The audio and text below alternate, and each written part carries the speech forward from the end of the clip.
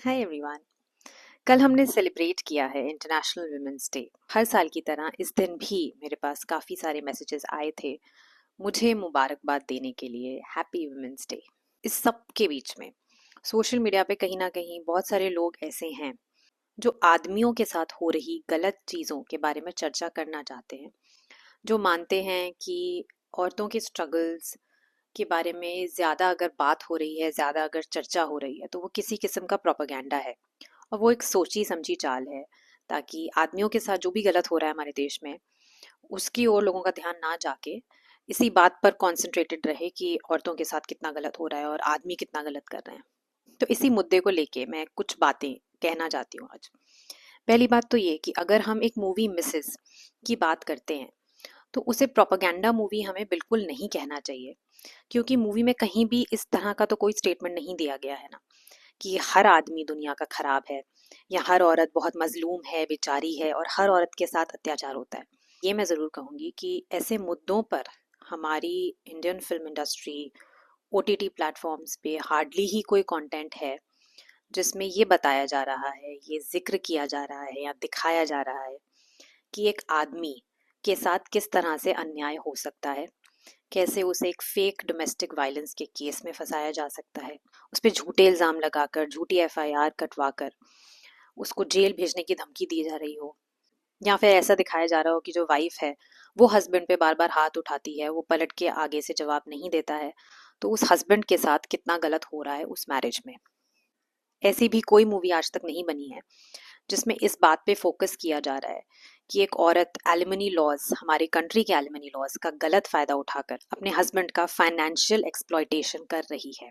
तो डेफिनेटली जब हमारा मास मीडिया, हमारा सिनेमा औरतों के खिलाफ हो रहे इतनी सारी गलत वारदातों पे इतनी आवाज उठाता है, इतना कंटेंट क्रिएट करता है, कोशिश करता है कि इन चीज़ों के बारे में सोशल डिस्कशंस हों, लोग समझें, लोग जानें, औरतें अपने राइट्स को समझें, औरतों को हिम्मत मिले ये सब देख के, वहीं सैडली कोई भी इन चीज़ों के बारे में कोई कंटेंट क्रिएट नहीं कर रहा है। कंटेंट क्रिएशन से I mean proper commercial cinema और parallel cinema, something of that sort. क्योंकि ऑब्वियसली इन्फ्लुएंसर्स तो इन चीज़ों पे फोकस करते ही हैं, which is also a very good thing. दूसरी बात मैं ये कहना चाहती हूँ उन सारे आदमियों से जो जाहिर सी बात है अपने फेलो मैन के साथ गलत चीज़ें होते देख भी डरा हुआ महसूस करते हैं। वो सोचते हैं कि कहीं हमारे साथ इस तरह की घटनाएं ना हो हमारी शादी के बाद, कहीं हमारा फाइनेंशियल और मेंटल हरासमेंट ना हो।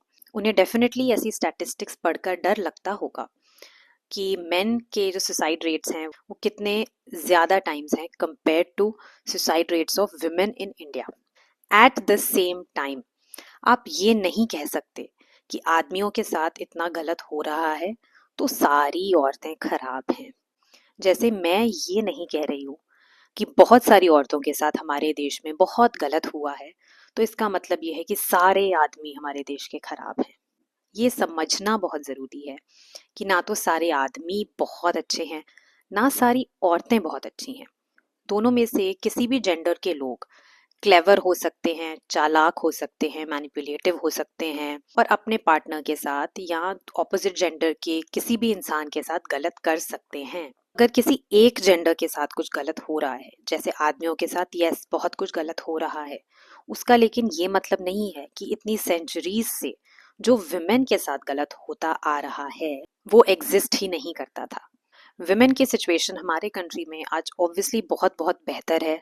अगर आप इसे 18th सेंचुरी से कंपेयर करें तो we have come a long way. मगर औरतों के खिलाफ क्राइम्स आज भी होते हैं। आज भी घर घर में पेट्रियार्की की वजह से बहुत सारी औरतें सफ़र कर रही हैं। मॉडर्न टाइम्स में अगर बहुत सारी औरतें शादी नहीं करना चाहती क्योंकि उन्होंने इतनी हॉरिबल टेल सुनी है कि कितनी सारी औरतों ने कितना सफ़र किया है अपनी मैरिजेस में, सिमिलरली आदमियों के मन में भी ये फियर हो सकता है कि अगर हमारी शादी किसी ऐसी औरत से हो जाए जिसने कल को चल के अपने लिए अवेलेबल लॉज को यूज़ करके हमारा नुकसान किया तो हम क्या करेंगे। दोनों मेन एंड वुमेन के ये फियर्स बिल्कुल वैलिड हैं और आदमियों को भी यस बहुत सोच समझकर ही शादी करनी चाहिए। और सिमिलरली औरतों को भी, जब तक आपके माइंडसेट्स मैच नहीं करते, आपकी एक्सपेक्टेशंस एक दूसरे से जो भी हैं वो क्लियरली डिस्कस नहीं हो जाती, तो आप शादी ना करें।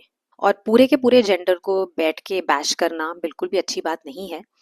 ये मत भूलें कि अगर आप एक आदमी हैं और आप सारी औरतों के लिए खराब बोल रहे हैं तो आपकी माँ भी एक औरत है। और ऐसे ही अगर आप एक वुमन हैं और आप दुनिया के सारे आदमियों को बुरा बोल रही हैं, तो आपके फादर भी एक आदमी ही हैं। तो प्लीज़ जनरलाइज ना करें, थोड़ी हिस्ट्री पढ़ें। ऐसा नहीं है कि आदमियों ने सिर्फ औरतों का बुरा किया है, और ऐसा भी नहीं है कि औरतों ने सिर्फ आदमियों का बुरा ही किया है। शायद बहुत कम लोग ये जानते हैं कि एलिमनी के जो लॉज हैं वो ऐसे नहीं है कि एक कपल है अगर और उनका डिवोर्स हो रहा है तो आदमी को ही एलिमनी देना होगा। जो हिंदू लॉज हैं उनके अकॉर्डिंग एलिमनी बहुत सारे फैक्टर्स पे डिपेंड करती है। अगर हस्बैंड से ज़्यादा फाइनेंशियली सुपीरियर उसकी वाइफ है along with some other factors, तो वाइफ भी अपने हस्बैंड को एलिमनी पे करती है।